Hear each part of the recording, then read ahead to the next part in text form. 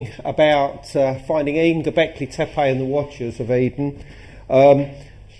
And this is something which is a personal journey for me as well, because it's something that really began when I was a child, because I had a strange fascination with angels.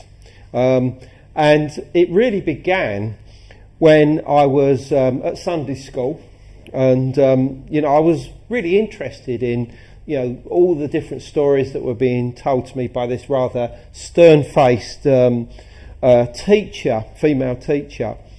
And I loved the idea of Moses parting, or God parting the Red Sea for Moses, and I loved the idea of Jesus feeding the 5,000 with just some loaves and fishes. I loved miracles, basically.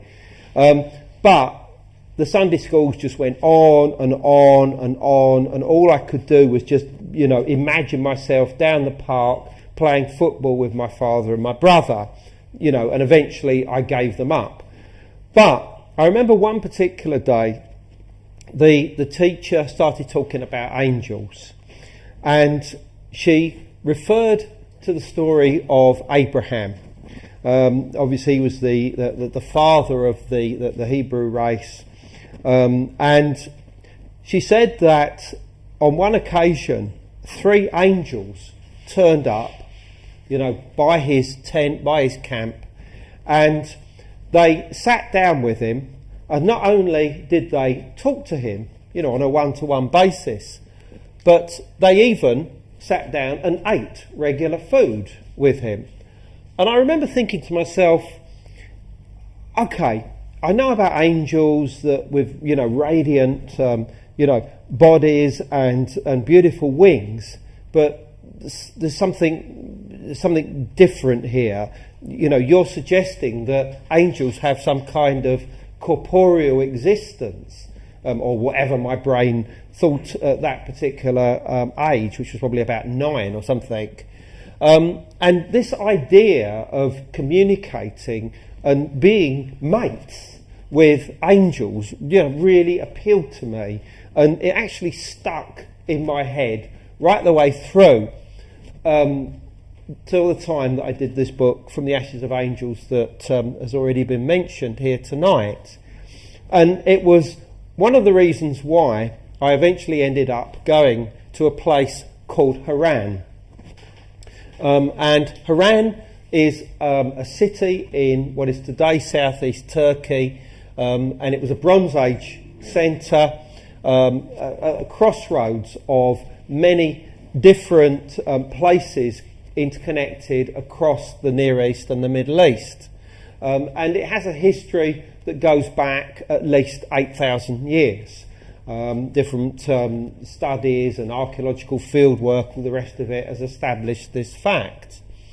And it's a very interesting place, as you'll see, because firstly it was a place that the Mesopotamian civilizations, the Sumerians, the Akkadians, the Assyrians and the Babylonians frequented. And in fact there was actually a temple to the moon god Sin, and also to his consort, who I haven't got her name and it's not actually directly recorded. There was a big temple to him and another to her, and this was one of the main reasons that this place was put on the map. And in addition to this, it's a fact that Haran is the home of Hermetica. Now, Hermetica is obviously the teachings of Greco-Roman Egypt, which were themselves derived from pharaonic or dynastic Egypt. The wisdom, the philosophy, the knowledge, the ideas, the ways of life. And although obviously these were collated together initially in Egypt, around the time of the Arab conquest, they moved from Egypt and settled actually at Haran, where they were created into a corpus of literature that eventually was the spiritual backbone of the whole Renaissance, which obviously in many ways began in Italy in around sort of something like 1450 or whatever. And the centre point, the collection point of this Hermetic literature was Haran. Obviously, Hermetica means the thrice great Hermes, who obviously you can see in this slide here. But in addition to this, and this is probably a little bit more speculative, but it's certainly worth throwing in to the audience here tonight, and that is that some very serious research has suggested that the origins of the tarot deck actually go back to Haran. And obviously this deck, which obviously has been referred to as the Book of Thoth, Thoth being an Egyptian god that may have been transported with the Hermetic literature, that this may have been the place where these playing cards actually had their foundation. And once again, it's been suggested that certain cards may have actually been based upon imagery seen actually at Haran, one of which, and the most obvious being, the tower, which obviously is shown with fire or being destroyed or something like this. And it's a fact that at Haran there is a tower that almost mimics the idea of this tarot card, and it's actually referred to as the astronomical tower. Now, the reason why it's called astronomical tower is that it was believed that the inhabitants of Haran were astronomers, and we'll come on to who they are in a second, and that they used this tower, which in fact is the minaret of the Great Mosque or Paradise Mosque, which was constructed around the 7th to 8th century AD for the observation of the stars and to make the calculations that they needed. And even today, if you go there, I was quite astonished when I first went there in 2004, and these kids came up and greeted me, and they started saying, "Oh look, we'll be your guides," and started putting you off towards it. Said, "Come and see the astronomical tower." I said, "What?" And this is what they actually showed me. So this, I think, is quite intriguing.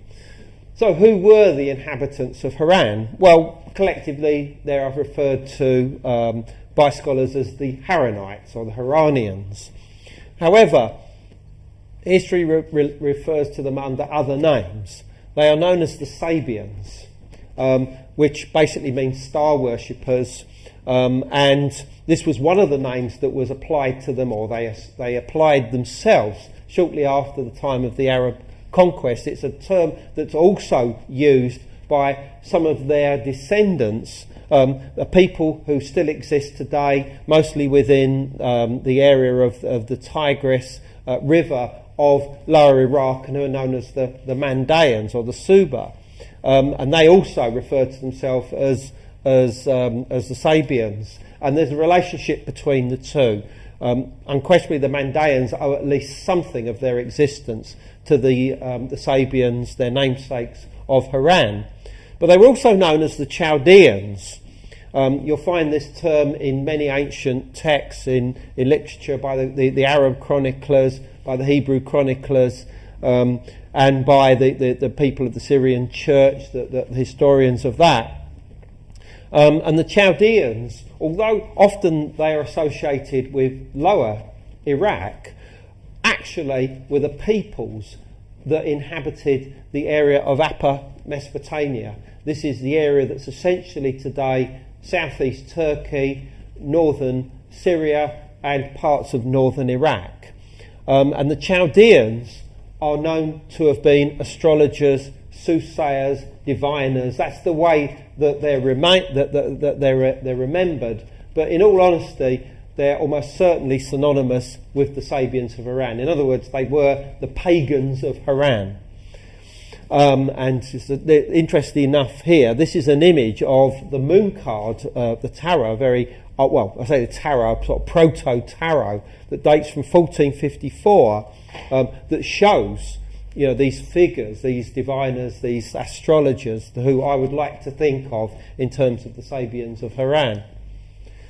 However, the most important, as far as religious history, person to have been associated with Haran is Abraham, the father of the Hebrews, the father of the Jewish race, the father of the Israelites. And if you read the book of Genesis, you will see that it is said that he had family at Haran and that he dwelt there. That's what the King James Bible says, before he made his journey to Canaan, the promised land of God. And his father Terah was also there, and as I say, there are various other members of his immediate group, plus his ancestors were supposedly living in the area as well. And what's interesting is that according to Kurdish tradition, and this certainly goes back as far as medieval times, but almost certainly antedates that, is that Abraham was born in the nearby city of what is today known as Shunlurfa, although until recently it was known as Urfa or Orpha, and was the biblical city of Edessa. In fact, Edessa was the first city, and the king of Edessa was the first king to actually convert to Christianity in the 1st century AD.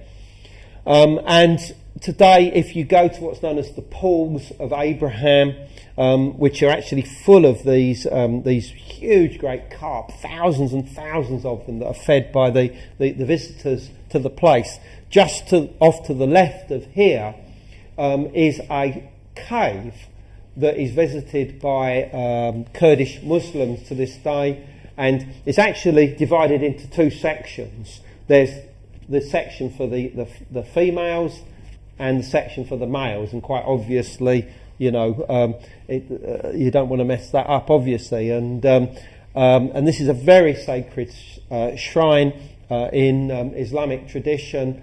People come from all over the region, to pay their respects to Abraham, his birthplace. And it's said, according to the book of Genesis, that Abraham was born at Ur of the Chaldees. Now, obviously, Chaldees, we've already mentioned, Chaldees are a people, but since the 19th century, archaeologists and historians and prehistorians have wanted to place this city called Ur of the Chaldeans in southern Iraq. And in fact, Leonard Woolley, the famous British archaeologist, uncovered a city called Ur in this region, which immediately became associated with the biblical city of this name. But in the Mesopotamian languages, Ur simply means city.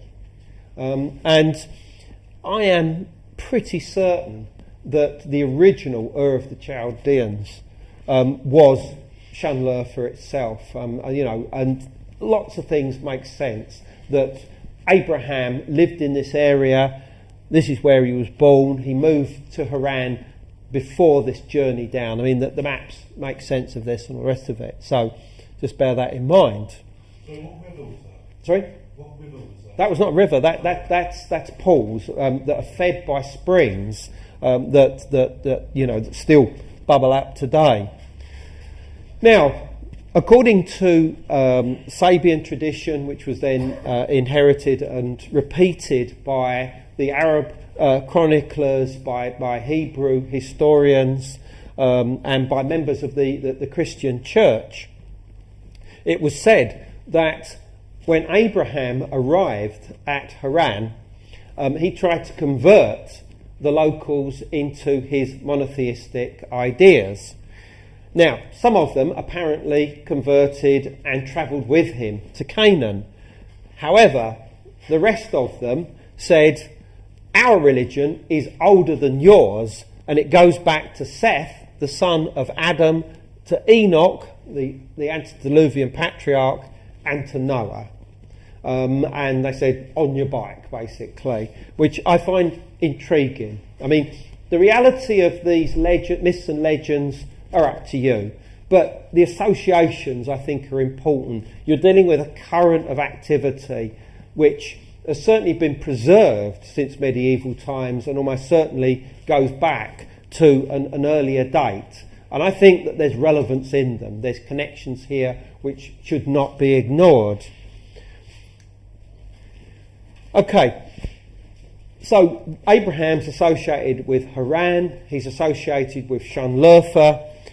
However, this whole region is connected with different episodes of the book of Genesis. This is where the events of the book of Genesis were played out before Abraham's departure to Canaan. For instance, Noah is said to have landed in the ark with his family on a mountain to the northeast of Haran called Kudidar, which used to be called Mount Al-Judi. And you might be saying, well, hold on, I thought that it says in the Bible that that Noah and his family landed on Mount Ararat. No. This is a late tradition that was almost certainly political in its motivation, and it was actually achieved by the Armenian church in around the 5th century. Before this time, and in other traditions, in Muslim tradition, all Kurdish religions, amongst the Syrian church, who were almost certainly one of the oldest forms of Christianity, the landing place of Noah's Ark was Kudidar, and Ararat was only became the landing place after the Armenian church seized this tradition and pulled it into Armenia themselves. And the reason for this is that they hated the Syrian church, and that Kudidar was in Syrian territory, and they wanted to steal this idea away. That's not to say that Mount Ararat was a very ancient and very sacred place. Absolutely it was. But the oldest traditions associated with the landing place of Noah's Ark are Kudidar, and that's to the northeast of Haran. Now, obviously, Noah, once he's landed, his 3 sons, Ham, Japheth and Shem, went on, their own families supposedly populated the ancient world.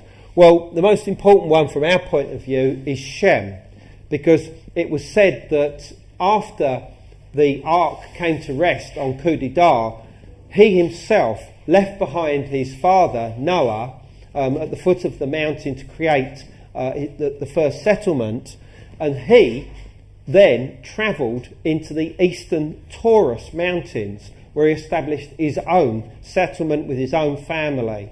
Okay, and that's not very far away from Haran at all. And that it was said that this is the same locality where Seth, the son of Adam, also had his settlement after his father and mother Eve had been thrown out of the Garden of Eden, the earthly paradise. Which brings us on to the much earlier and the origin point of the human race, according to Hebrew tradition, the story of Adam and Eve in the Garden of Eden.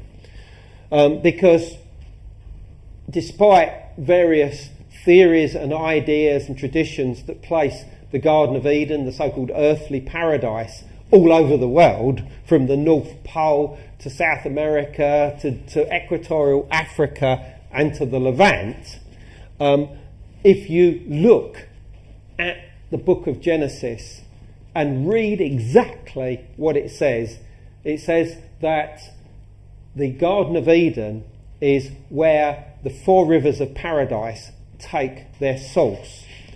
And since 2 of those are very easily identifiable as the Tigris and the Euphrates, it either means that they're at the mouth of the Tigris and the Euphrates, where those 2 rivers meet the Persian Gulf, or they're at the other end, the source of those rivers in what is today eastern Turkey, within the eastern Taurus Mountains, or those just to the north of it, which are known as the Armenian Highlands.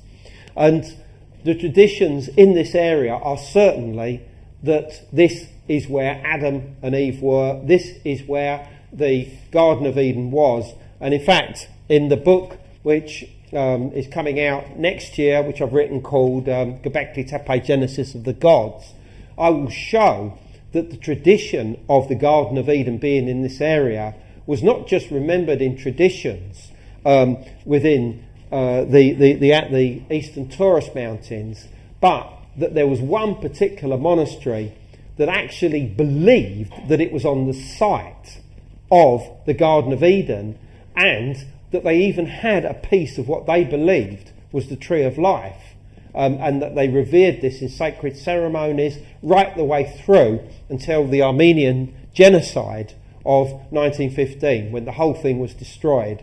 But I was out there, I've been to the ruins, they're still there and they're still magnificent, and this is a story which I'll bring to you in due course. And this is really important because this is not far away from where I will be showing that the genesis of our current civilization began in the so-called Neolithic Revolution. The image that you see here is a mural within a church in Florence in Italy, and it actually shows the dying Adam here, slightly covered, and Eve here, now obviously covered because they no longer have the same innocence. So this is after they've been thrown out of the Garden of Eden, the earthly paradise. And the elderly gentleman here is actually Adam's son Seth. And this is the story which again becomes very crucial in the book that I've done, relating to the placement of the Garden of Eden and the fact that Seth decides with his mother Eve that they will try and keep alive their father by going back to the garden and having a chat with the angels that actually guard it, who is this guy here, who in many accounts is the Archangel Michael. There's Seth there having a chat with him to see if he can get some of this stuff called the oil of mercy that drips, that oozes out of the Tree of Life itself, that quite obviously grows within the Garden of Eden, the earthly paradise, which is now out of bounds to humanity. You can't get there anymore. No one can get there. No human being has been there since Adam and Eve were chucked out. So he goes to the angel on the gate and says, look, I know we're not allowed in there, but could you just sort of go over and get some of the oil of mercy so that we can give this to our father and keep him alive, because this brings immortality. The oil of mercy brings immortality. And Michael, as I said in many of the accounts, said, on your bike. But what I will give you is these shoots from the Tree of Life, which you can plant and they'll grow into a tree and you can do what you like with them. So this forms the earthly Tree of Life, which is different to the heavenly Tree of Life. But again, that's a story I won't go into tonight, but that's a really, really interesting tradition which I can tell you about sometime. So, as I mentioned before, the Garden of Eden, the terrestrial or earthly paradise, was said to be where the 4 rivers of paradise took their course. Well, 2 of them I've mentioned already, the Tigris and the Euphrates. The other 2 are a matter of debate, but one of them is almost certainly the Arxes. The Arxes River flows eastward into the Caspian Sea and rises in the Armenian highlands, very close to some of the main sources of the Euphrates River. The 4th one is much more speculation. In my book, From the Ashes of Angels, and also in Gods of Eden, and in the new book, I essentially associate with the Great Azab River that rises just to the south of a major inland sea in this area known as Lake Van. However, there is some traditions which I've uncovered which suggest that it actually rises at the same spot that the Artsis River rises and actually flows to the west. And this is really interesting because it then places 3 out of 4 of the rivers of paradise rising almost at the same spot. That's intriguing, and that's within the Armenian highlands. And there seems to be absolutely no doubt in my mind that the area of Eden or the terrestrial paradise is in eastern Turkey. It is nowhere else, because the book of Genesis, the very start point of any search, any quest to find it, states that fact.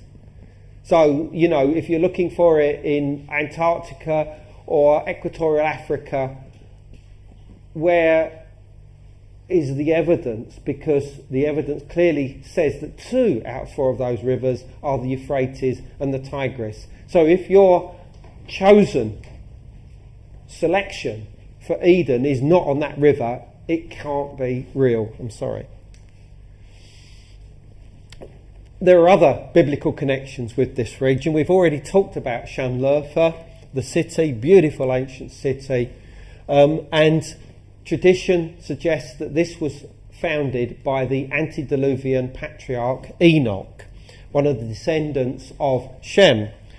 However, that's not the only tradition. Others suggest it was built by Nimrod, the great hunter who built the Tower of Babel. Now, it's not suggested that the Tower of Babel was constructed at Shanlurfa, but there is definite connections of Nimrod with Shanlurfa and that region. There's lots of stories connected with him. And what's interesting also is that Nimrod is associated with the story of Abraham. There's some weird tales connected with battles and fights going on, that Abraham was going to be put to death by Nimrod, and God intervened and changed the fire that was about to engulf Abraham as he was put on this funeral pyre, and they became fish, and those fish became the carp in the pools of Abraham that you see today. Very, very strange story, but the connections are there again, strongly associating the book of Genesis and its original account with this area. Now, there's something else which I'll just mention just for completeness, and I'll come back to this. There's also a story that it was founded by somebody called Orhai, which is basically a play on the name Orha or Urha, which is the name of the city anyway, who was the son of Hiwa, and that means serpent, the son of the serpent, but I'll come back to that one. Just for completeness, I mention all this. Right, and Haran, which is only a short distance, I can't remember the exact kilometres or miles at the moment, so I won't get it wrong, but only a short distance. It's about 20 minutes drive, essentially, from Shanlurfa.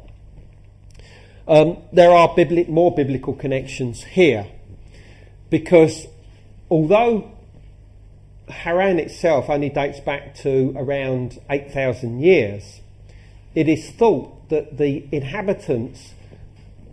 original inhabitants came from a nearby occupational mound or tell, which had been occupied for the previous 2,000 years before that. In other words, it goes back to 10,000 years. And this tell, which is not necessarily the one I took a picture of here just a couple of weeks ago, but it's in exactly the direction when you stand at Haran and you take a picture towards the southeast. There's one occupational tell there which looks as if it's probably not been excavated. And what are these tells? Basically, they're the build-up of human occupation over a very long period of time, possibly hundreds if not thousands of years, and they eventually form these obvious mounds like this that are treasure troves to archaeologists, because they just dig down all the different layers, possibly 20, 30 layers of activity. And that's one of them that you can see from Haran's own occupational mound. But somewhere in that area, looking out over the Syrian border, by the way, which is only about 5 or so miles from Haran to the south. In fact, I've got a picture here of it. That's Haran from Google Earth. And this is the rough position of this location I'm going to talk to you about, which is Tel Idris.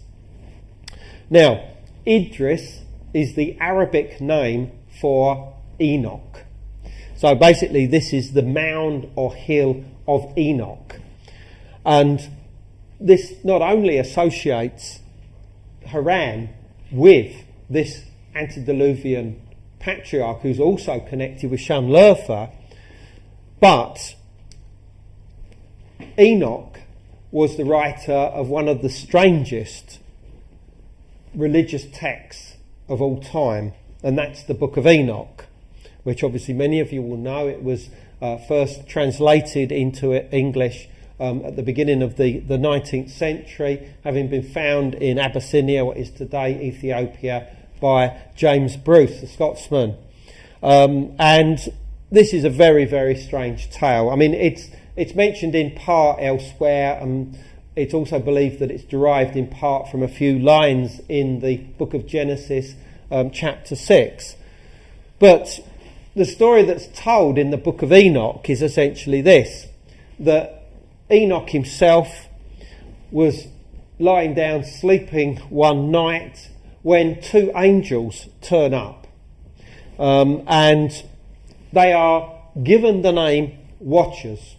Well, in fact, the Hebrew term is irin, basically means those who watch, or in English, watchers. And they basically say to him, look, fancy a ride to the seven heavens? And he said, yeah, all right then. And so they take him to the seven heavens. Now, these are described in great detail within the book of Enoch. What Enoch says, I mean, there's volcanoes and seas and mountains and plains and all sorts of things like this. Now, in theory, this is some kind of heavenly abode. But what's interesting is that one of the seven heavens includes the earthly paradise, where the four rivers of paradise take their source, and also the garden which contains the tree of life. It's actually referred to as the garden of righteousness in the book of Enoch. And bearing in mind that this garden is tended over by angels, they're the ones that look after it and guard it against us humans getting back in there, basically. And in another one of the seven heavens, which is clearly not unconnected with the rest of them, is the abode of the angels. And it is whilst in this heaven with the abode of the angels that, I think there's probably another picture of that coming up, that Enoch sees a whole load of angels, these watchers, incarcerated within like this prison. And he says to his guides, who include the most obvious archangels, Gabriel and Raphael and the names of which are so familiar to us today. And he says, what have they done to deserve that? And he's told that they have transgressed the laws of heaven, because 200 of their number decided that they would descend down amongst mortal kind, and the implication is that they've descended down onto the top of a mountain and then gone onto the plains below, where they have taken mortal wives. But worse than this, they've revealed to them the arts and sciences of heaven. And in the book of Enoch, it lists long lists of these heinous crimes that these watchers, these rebel watchers as they're known, have actually committed. And you read through them, and what's interesting is that it is clear that you're talking about the rudiments of civilization, the very fundamental things that were given to humanity at the time of the so-called Neolithic Revolution. The changeover point from being hunter-gatherers to settled farmers, agriculturists, sedentary lifestyles and everything that goes with it. And that somehow there seems to be a possibility here that the story of the Watchers although dismissed by Bible scholars, historians alike as mere fable, actually might contain a kernel of truth relating to the origins of civilization itself. I mean, the very area that we're talking about here now in southeast Turkey is where animal husbandry began. You know, the first pigs and the first cattle and sheep and all the rest of it were domesticated in this region. But more importantly, this is where the revolution began, because at a place called Karacadağ, and that's not the way that it's spelt, but that's the way that it's actually pronounced, which is a mountain that was once a volcano, geneticists have been able to trace 68 modern strains of wheat used by us today for bread, for beer, for pasta, for cakes, etc., etc., etc., all came from a wild form of wheat that grew, that still grows to this day on the side of this mountain, suggesting very strongly that this is where the domestication of wild wheat began. In other words, this is where agriculture started. And this is right in the area that we're talking about here. It's, you know, the Karacadağ is just to the southwest of the city of Diyarbakir, the administrative centre of eastern Turkey. Some people call it Kurdistan. And it's just to the southwest of Diyarbakir and essentially to the east of Şanlıurfa, and not that far from Haran, basically. And the Watchers are said to have given us, for instance, metallurgy for the first time. Well, this is exactly the area where the first metals were worked, first beaten and eventually forged. But what I find curious is that it said that the Watchers gave women the ability to beautify themselves for the first time. In other words, they showed them cosmetics. And the earliest known cosmetics come from this same region. Evidence of the use of blue cobalt found within like these shells have been proposed. It's connected with a site called Abu Huraya, as far as I recall. This blue cobalt powder has been found, which is suggested that the women were beautifying themselves using this as early as around 7 to 8,000 BC.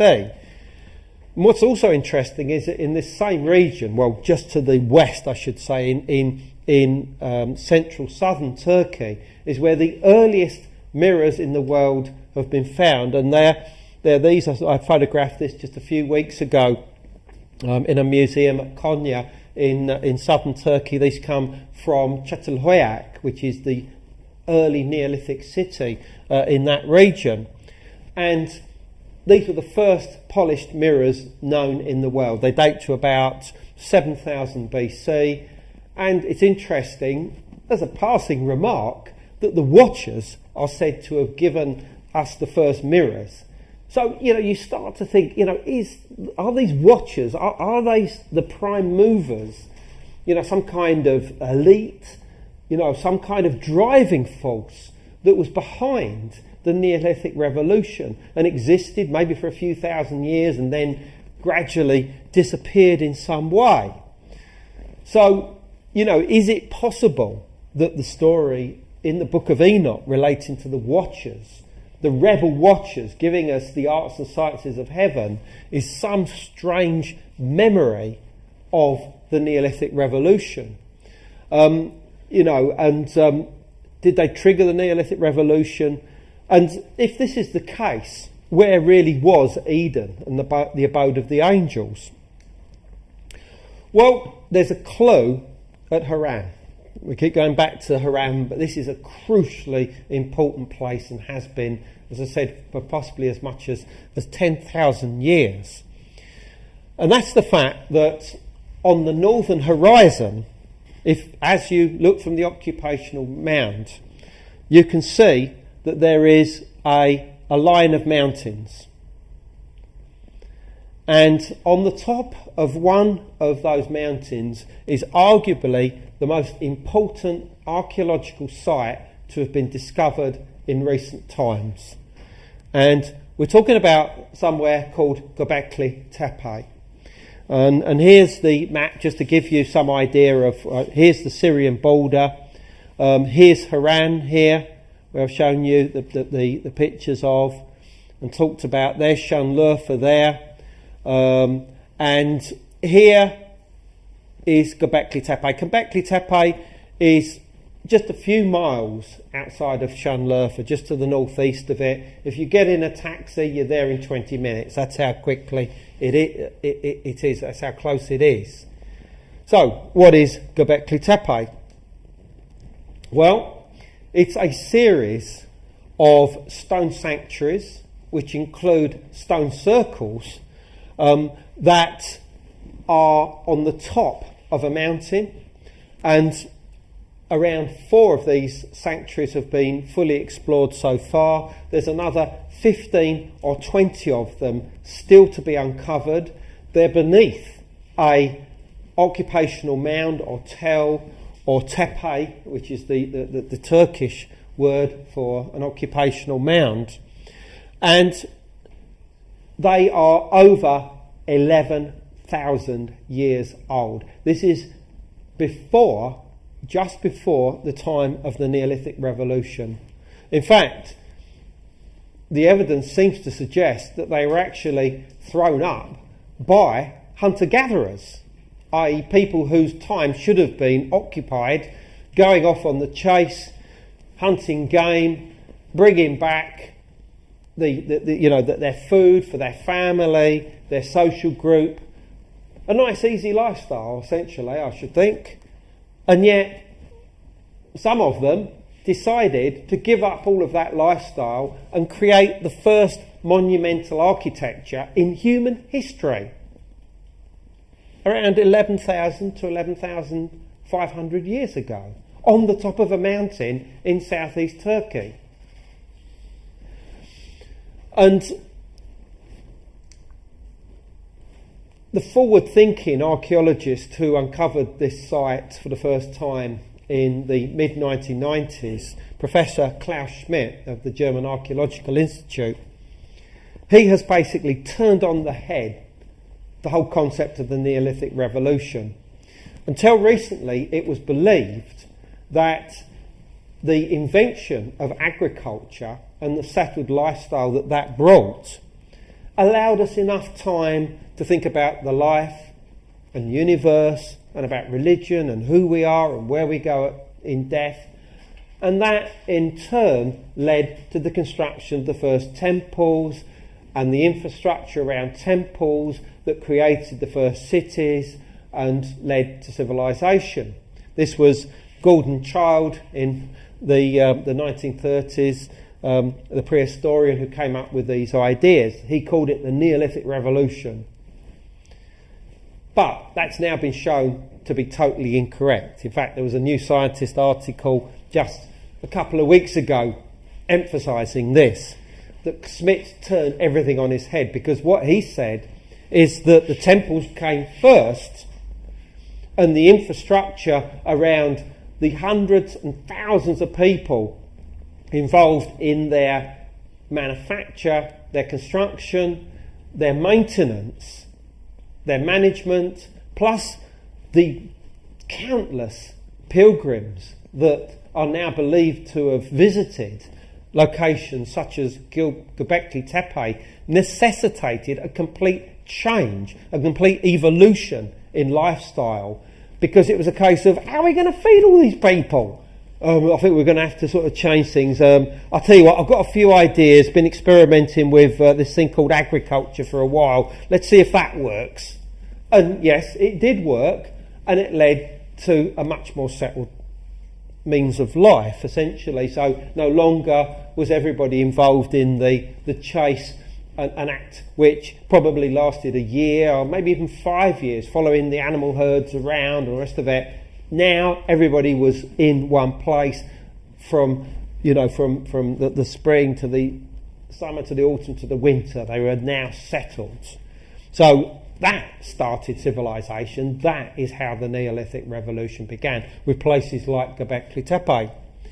Now, but it's more than that. There's more than that going on here, because some of the stones here, some of the monoliths, as much as 5.5 metres in height, weigh 15 tonnes apiece. There's one unfinished monolith in a quarry nearby that's estimated to be 50 tonnes and is 7 metres in height, and that's around 22 feet, if I calculate that correctly. And yet these are not roof supports or something like that. They are statues, because you can see that they have actually arms coming down, these long stretched arms that finish in hands. And here's an example of one of them. You can see here that the T-shaped termination of these pillars is like an abstract head. The sides of it are the side of the body with the arms like this, slightly bent, curved round like this, and the hands come round to the front in the area of the abdomen. And here you have a garment that terminates at the belt, at the area of the waist, or a belt, and there are belts shown on some of them. And here you have a V collar here, which is quite clearly using the force of gravity to hold something. It's like some kind of emblem of office, maybe almost like a mayor would wear, some kind of something that would distinguish him. And on a number of these V shapes, there are actually little emblems on them, like bull's heads, Bucrania, or a solar disc with a little crescent moon around it, or something like this. Clearly these are either glyphs or just symbols of recognition. So these are statues. They're not pillars, they're statues. And do they represent, as Professor Klaus Schmidt says, the first gods, divinities, the divine ancestors? Maybe one of these, maybe all of them. Here's just a little bit of detail here. Here's the hands meeting round here. Here's a belt buckle. This is clearly a belt buckle design. And there are glyphs, unquestionable glyphs. Even the archaeologists accept that these are in the style of ancient Egyptian or Mayan glyphs. And one of the main ones is like this H symbol. But we won't go into this today, because that is the lecture that I did last week. So these represent beings. Are they the first gods? If they are the first gods, are they connected with the story that we're telling here? Yes, these were constructed just before the Neolithic revolution, but is this part of a continuing tradition? Maybe these represent the founders of this culture that created Gobekli Tepe, and maybe other similar monuments that may have once existed in this area. Well, this is Professor Klaus Schmidt with some geezer next to him. The interesting thing about Klaus Schmidt is he's a very forward-thinking man, and he's quite happy to associate the builders of Gobekli Tepe with mythological stories of the past. For instance, he suggests that it may well be the case that Gobekli Tepe and the mountain on which it's placed was remembered and passed down from one generation to the next until it eventually found its way into Sumerian tradition and became the sacred Duku mound, the mound of creation, which is also known as Dilmun, the area, this mound or sacred mountain of Dilmun, also known as Karsag, which was considered to be the place of the gods, where the gods lived before they came down to help humanity create the first cities. This is what Sumerian, Akkadian, Assyrian and Babylonian mythology tells us. And these gods were known as the Anuna or the Anunnaki. And Schmidt is willing and has put this in his book, which is a pretty scholarly book, to accept that the builders, the Gobekli builders, may well have been the original source behind the Anunnaki. And that's great, because that's exactly what I said before the discovery of Gobekli Tepe in From the Ashes of Angels back in 1996, which was weird because I was writing that book in 1994 and 1995, the exact time that Klaus Schmidt was putting the spade into the earth for the first time at Gobekli Tepe. Nicely, weirdly fortuitous. So, but he goes further than that, because in an article that appeared in 2007, he did actually link the Garden of Eden with Gobekli Tepe. Now, he later withdrew those statements, and they were actually recorded by a British journalist by the name of Sean Thomas, who writes under the nom de plume Tom Knox. And he wrote a book called Genesis Secret, which was a very gruesome novel that came out a few years ago. And it was me who actually gave Sean Thomas the directions to get to Gobekli Tepe. And when I actually met Klaus Schmidt last year for the first time, I actually apologised to him for introducing him to Sean Thomas, because Sean Thomas's article, which basically said that Schmidt says this is the Garden of Eden, caused Schmidt a lot of problems. In fact, there were even suggestions that the concession to dig there was even going to be taken away from them, which is one of the reasons why he's withdrawn away from that idea. And yet the link was made, and it made other people think, yes, just maybe this is the original place of the Garden of Eden. I think there was a 9 o'clock bells out there. So Right. Okay. Is that good or is that bad? depends how much oil you got. Right. Well, I'll a little bit to go. Anyway, Eden itself, as I said, is probably a little bit further north. Gobekli Tepe is here. The main area of the Garden of Eden, the terrestrial paradise, is where all these rivers come together here. Here's Lake Van, the big inland sea. However, this is one of the pillars at Gobekli Tepe. It shows a vulture. The vulture is the primary symbol of death and rebirth in the early Neolithic. And there's a lot of suggestion that shamanism was important at these places like Gobekli Tepe, and that vulture shamans may well have played a role. Why was vulture so important? Because of the act of excarnation.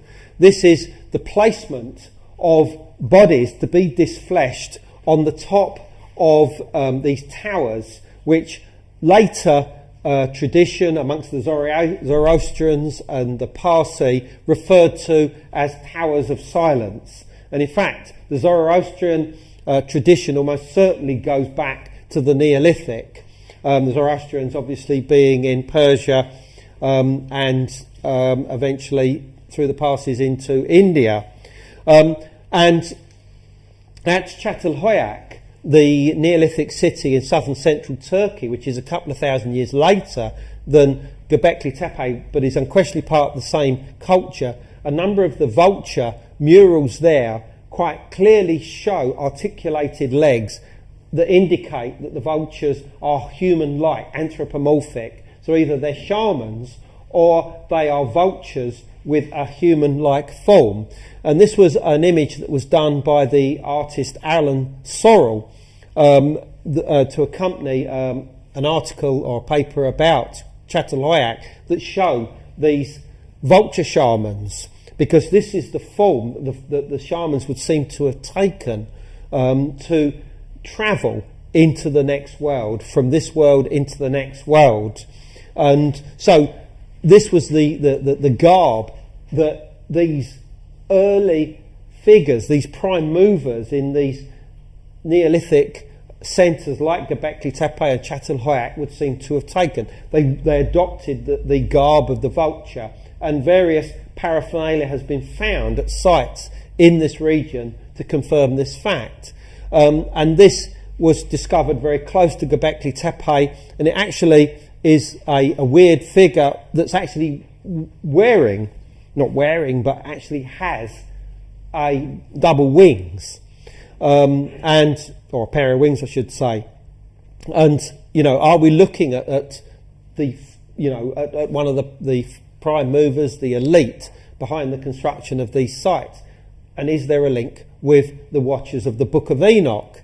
Because the Book of Enoch and various other examples of so-called Enochian literature, in other words, those that seem to have come from the same stable, talk about the Watchers adorning themselves in cloaks of feathers or becoming birdmen and flying around, suggestive very strongly of shamanism associated with birds, and possibly birds wearing dark garments, of iridescent feathers like those of the vulture or carrion birds in general, which were those that were connected with excarnation. So, in my opinion, and this is something that obviously I said as early as From the Ashes of Angels in 1996, I think these vulture shamans were or are the Watchers of the Book of Enoch. I'm pretty certain of these. These were the prime movers. So why is Eden important to this story? Because the stones, and back to our friend Klaus Schmidt, in 2007 he actually said that the stones were erected for the watchmen of the period. This is watchers. I mean, one of the terms that's actually used in the Book of Enoch for the watchers is the watchman. It's just another form of the same name. So he's implying here, whether by accident or design, that those who constructed Gobekli Tepe were the watchers. So the Book of Enoch, the earliest form found among the Dead Sea Scrolls, Watchers, angels lived together as community in the terrestrial paradise Eden. Well, we know that from the stories of the Book of Enoch. The Watchers fell because they gave mortals the arts and sciences of heaven. Is this a memory of the Neolithic Revolution? Absolutely. The Watchers fell because they gave mortals the arts. The same one. Right. Birdmen are the shamans adorned in the coats of feathers. We know this. The Gobekli builders were a priestly elite and shamans. Is this what the creators of Gobekli Tepe looked like? Did they trigger the Neolithic Revolution? Well, this was the image that was done for my book, The Ashes of Angels, by the artist Billy Walker-John, sadly no longer with us. But this, if you look online for images of the Watchers, this is still the only one out there ultimately. And, even today, to me, it still gives me slight shivers when I look at this image. Because when she first presented this to me, I just thought, oh my God, she's encapsulated this idea absolutely perfectly. The Watchers were described as extremely tall, like trees, this white skin, elongated faces described as visages like vipers, and wearing these bird garments. To me that absolutely encapsulates it. Come on to that. And the Watchers also described as serpents, Awin, and there's repeated reference to their connection with serpents, and I think that this has got something to do probably with their actions as shamans, that the serpent being a prominent symbol of the of hallucinogens and the connections with the other world. But I think it's got a lot to do with their appearance as well. I think they had extremely elongated faces, probably because they were of a people that came into the region and looked different to the locals of that period. Now, exactly what the differences were is a matter of speculation. But what we do know is that the peoples that followed after the early Neolithic in the Near East, the Halif culture, and after that the Ubaid culture, seem to represent figures connected with their mythology that were clearly serpentine in appearance. These have often been described as lizard-like, but I think that they're purely serpentine. And these were placed in the graves of Ubaid burials from around 4000 BC. And I think that, these perfectly encapsulate these idea of these ancestors or gods, having this serpentine appearance. And one thing I've probably not mentioned here is that this connection between Llanlöfr and the idea that it was founded by a son of a serpent is some memory of this same tradition, particularly as a settlement of the same culture from Gobekli Tepe has been uncovered in Llanlöfr, right in the oldest part of the city, right next to the pools of Abraham. That's really interesting. So, were these original Gobekli builders not just the Watchers but also the Anunnaki? Absolutely, I'm sure of this. And there are a lot of traditions within Sumerian myth that the gods came from the north, from a mountain, as I said, called Dilmun or Duku.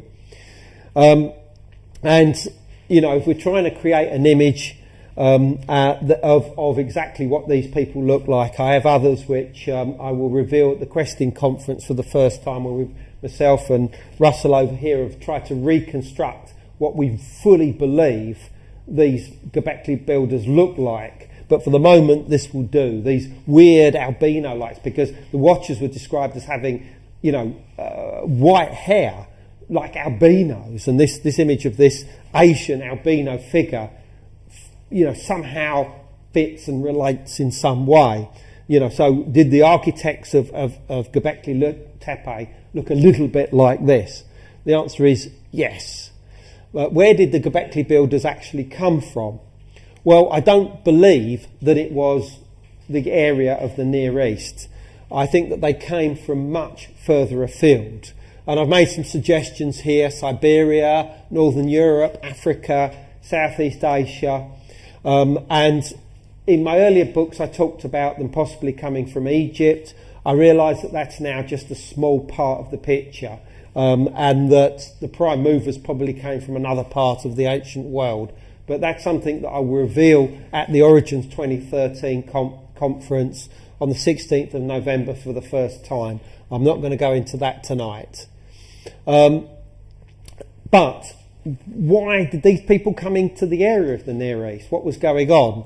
Well, in 10,900 BC, there was a major catastrophe in this world. It involved almost certainly a comet impact. The date that has been now pinned down is around 10,900 BC, and it affected large parts of the world. And you might say, well, hold on, isn't that a long time before Gobekli Tepe? Well, no, because this wasn't a single event. It's a fact that there were lesser events going on for several hundred years after this time, possibly other cataclysms, fires that were engulfing parts of the world for hundreds of years afterwards, periods of darkness, the onset of a mini ice age known as the Younger Dryas. This was a terrible, terrible time to live in this world. And after everything calmed down, at the end of the Younger Dryas, around 9,600 BC, boom, Gobekli Tepe suddenly appears. There is not a coincidence. And as I have said now before, and I repeat again, Gobekli Tepe is part of a response to what happened in the world, the bad things that had happened. That's why the first monumental architecture in history is suddenly thrown up. And I don't think it's going to turn out to be the last either. I think you'll probably find that in other parts of the world, similar structures appeared around this same time. And this is one of the reasons why there was a lot of migrations and movements of peoples going on in the world, because people were being displaced from their own territories and moving into new lands and taking over control of what was going on. And I think that's where our vulture shamans, our watchers, our Anunnaki come into the picture. They weren't indigenous to the area. Those that built Gobekli Tepe were indigenous, I think, but they were given a helping hand by some kind of elite that came into the area. This just shows the layer, the so-called oscillo horizon of thick ash, 20 centimetres thick, that's been found all over the world corresponding to the date of around 10,900 BC. And this impact also affected the Near East. Evidence of it has been found at a site called Abu Huraya, which is just a few hundred miles from Gobekli Tepe. And there are even legends of a catastrophe in the area of Gobekli Tepe, which I bring out in the book about Gobekli Tepe. So, you know, all of this comes together in that. But there are further links between the Watchers and the site that we originally started with, Haran. And one of the other books to talk about the story of the Watchers is the Book of Jubilees. Dates to a similar period of time, also found amongst the Dead Sea Scrolls. And it tells the story of the Watchers, but it also relates how Canaan, the legendary founder of Haran, according to Hebrew tradition, uncovered an inscription carved on a stone stela, and that when translated it was found to contain the antediluvian science of astrology as taught by the Watchers, and that this then became the teachings of the Sabians, the Chaldeans of Haran. So basically what they're saying is they found this stone stela that revealed it. Now, Gobekli Tepe, the stones there are all very much associated with astronomy and all the rest of it. Now, Canaan's father was a guy called, let's see if we can pronounce this, Arphaxad. Yeah, the father of Canaan was seen as the progenitor of the Chaldeans, i.e. the Sabians, the star worshippers of Haran, which is, you know, another link with the place. So did that knowledge come from Gobekli Tepe? Well, I think the answer is going to be yes. Were the Watchers the first gods of Gobekli Tepe who revealed to mortal kind the arts and science of heaven? Absolutely yes. Are they represented by the T-shaped pillars at Gobekli Tepe? Yes. So that's about it. Coming soon, Gobekli Tepe, Genesis of the Gods, my new book, out beginning of next year, 2014. We're doing tours of Eden, the Garden of Eden, and Gobekli Tepe in, it says 2013 there, but it will be 2014 now, because we did a very successful one this year. So if you're interested in that, contact us on andrewcollins.com. And that was the one that we did this year.